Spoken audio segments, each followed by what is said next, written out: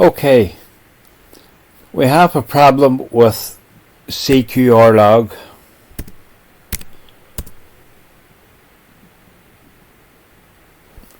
and when we run it, you will see here,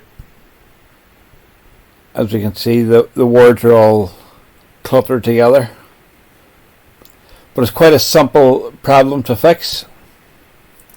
We just quit out of it and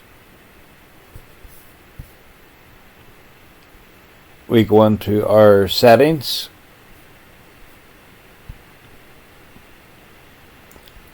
displays, and turn the scale to 100% and hit apply. Now that we've hit apply, we go back into CQRLog